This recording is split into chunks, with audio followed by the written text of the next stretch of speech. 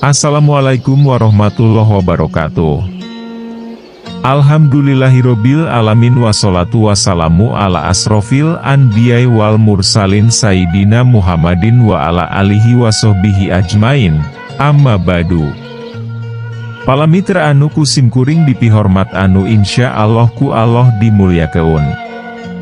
Puji sinareng syukur kehadirat Gusti Allah Subhanahu wa Ta'ala kanggo sagala limpahan rahmat sarta hidayahna.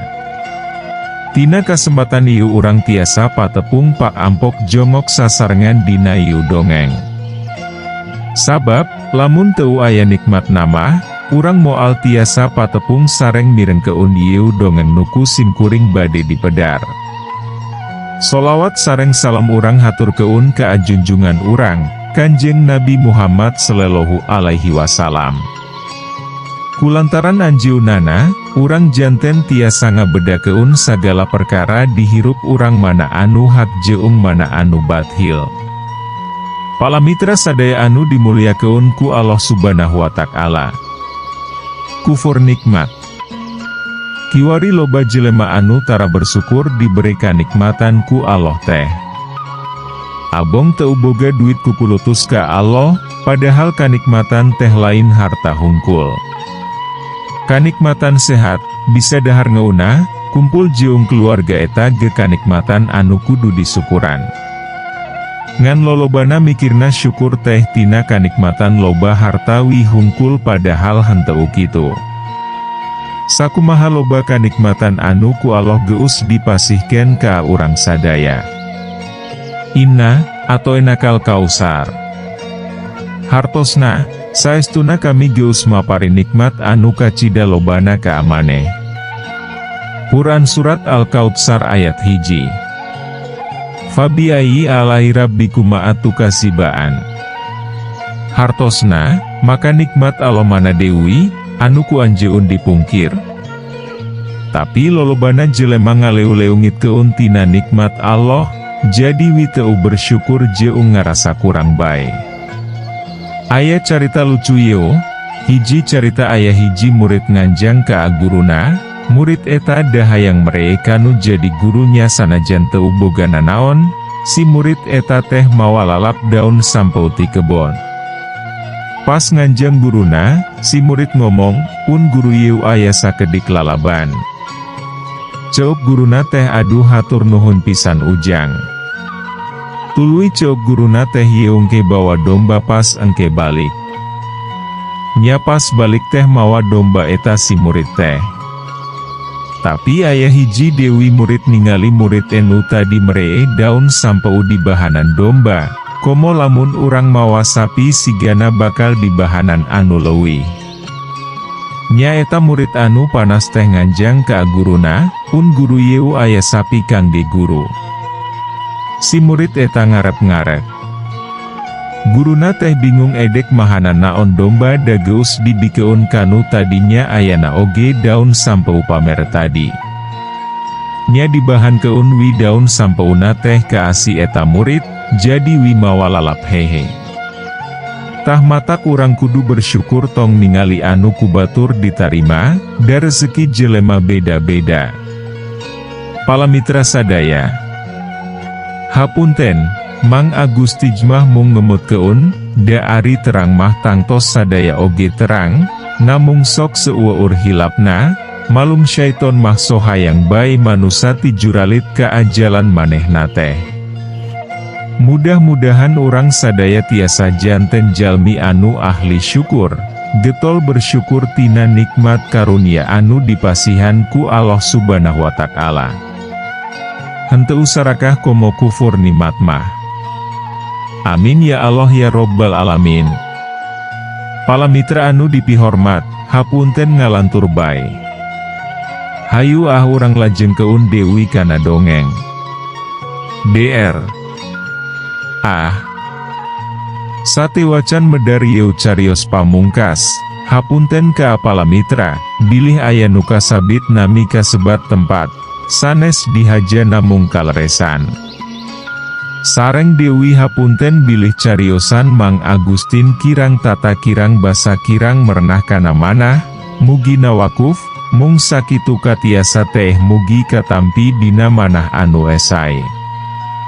Mangga bilih nyangkolong urang lajeng keun dongeng pamungkasna dina judul Leuweung Larangan anu ka-28 atanapi pamungkas. Wilujeng ngadangu keun. Terek tek, seet, rei ketek.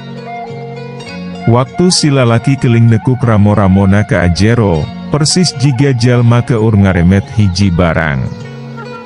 Cahaya beurum aji cameti geni nutup gerbang, anu maulit awak jeung hulu anjing hideung, ngaluar keun sorating terek-tek. Persis tali anu dipageuhan bongkul tanana. Saolah-olah, eta cahaya beurum, rek ngaremu keun awak jeung tulang-tulang anjing hideung. Awak anjing hideung, ngageter. Haseup hideung, ngelun. Kaluar tina sakujur awakna. Teulila, tes, blar. Cahaya beurum ajian cameti geni, hancur. Burantakan. Dibarungku sora anu ngageleger. Awak lalaki keling, kapental keun tilu tumbak ka tukang. Akibat dorongan tanaga jero lawan, ogi tanaga lapisan manehna anu malik ngagempur dirina. Set juralit, kle. Si lalaki keling, napak dina kadua sukuna. Tapi, turna ngageter. Tina sela-sela biwirna, ngali getih kentel. Brek. Akhirna si lalaki keling, si deku dina luhureun lemah. Ambekan, ngahega. Panonna moncorong, buringas neuteup anjing hideung anu kakara leupas tina bagudedan aji cameti geni. Luar biasa yeu makhluk supata, mudah-mudahan lurah wikarta, teu nyalahan dina meta keun ageman pamungkas ti guruna, kitu gerentes hate yeu lalaki keling. Aya hiji keanehan anu lumangsung, getih anu ngalitina sela-sela biwir ieu lalaki, lalaunan jiga naek dewi ka aluhur, terus leungit. Hal ieu geus bisa jadi ukuran, yen si lalaki keling, lain makhluk samanea. Tur lain ti golongan bangsa manusia. Balik dewi ka pakalangan. Waktu anjing hideung keur ka bagudet ku sinar beureum aji cameti geni nutup gerbang, eta kasempetan teu dimomorekeun ku lurah wikarta. Manehna, gewat ngawatek aji pager sukma. Dipadukeun jeung jurus paseuk bumi. Ageman pamereti guruna dibaledokeun ke apa lebah anjing hideung, meik tanaga jero sapinuhna. Wut set, bres. 7 cahaya hideung, ngabelesat maulah angin, nuju kana hiji sasaran. Sakumaha digdayana yeu anjing hideung, tapi nalika gurat takdir geus nepi, ewo hiji oge kakuatan, anu bisa ngungkulan patokan tinu maha kawasa. Dihin pinasti, kersahian dumampara. Bres. 7 cahaya hideung anu tetela mangrupa 7 harupat kawung, niruk beuheung anjing anu sapat. Kadingi sora anu jumerit maratan langit, ngoceak mapakan mega. Sorana antara ngejeritna jalma, jeung kowongna anjing. Awak anjing hideung, kokosodan. Sirahna anu tadina rek ngabelesat nyerang, ngaguprak. Terus aprek-aprekan sakeudeung. Haseup hideung, ngelun tina awak jeung hulu eta anjing. Bau hangrutur hanyir, kaambeu matak murel. Sanggeu sawatara waktu, haseup anu hideung anu kaluar tina waruga jeung sirah hieu anjing anu misah, sirna. Katingali awak jeung sirah hieu anjing, ngalumpuruk. Teu walakaya. Ngan, teu nepi ka perlayang ngemasing pati. Ieu anjing, masih hirup keneh. Alhamdulillah, lurah wikarta, ngusap beu ngeutna. Terus ngucap alhamdulillah. lalaki keling gigireunana, hudang tina sidekuna. Luar biasa, tetela rangkaian ilmu karahayuan kasumedangan, mangrupi ilmu anu kalintang.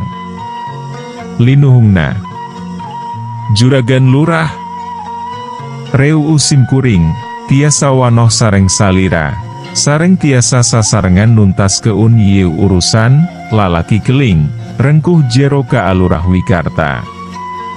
Kisilah, kuring oge teu eleh reuus, bisa ningali keahengan tina rangkean jurus-jurus.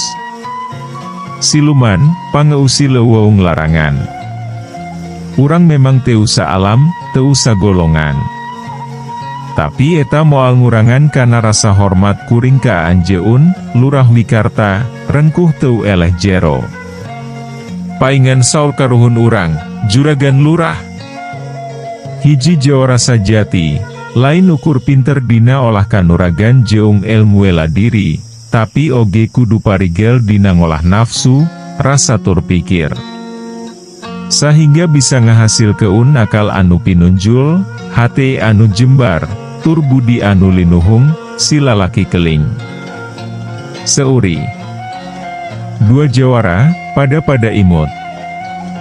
Terus ngalengkah ngadiu keutan anjing hideung, anu ngalumpuruk. Hai makhluk supata, maneh ukur boga dua pilihan. Tetap jadi makhluk panasaran bari kasiksa satungtung dunya. Lantaran jiwa jeung waruga maneh, moal ditarima langit, kitu dewi bumi. Atawa maneh milu ka kuring, jadi pangeusi lengkop siluman di leuweung larangan. Nepi ka engke datang poe balitungan. Tapi make syarat, maneh moal ngaganggu warga di sakuliah pakampungan. Maneh, ukur jadi batur kuring, gegenti sinyai, anu kumaneh ditandasa nepi ka hanteuna. Lalaki keling, cumarita dituju keun ka anjing hideung. Kadingi sorang ngalengis anu kaluar tina sungut ieu anjing. Hade lamun maneh tek ngilu jeung nurut ka kuring. Si lalaki keling, nyerengeh. Seolah-olah ngarti kana lumengisna ieu anjing. Juragan Lurah, ieu anjing hideung, ku sim kuring bakal dibantun ka apa dumukan sim kuring. Mung, kangge ngajaga tina hal-hal anu teu dipiharep, ageman pamungkas palumpuh elmuna ieu anjing, ku sim kuring oge bade dibantun deuih, lalaki keling, nyambung omonganana.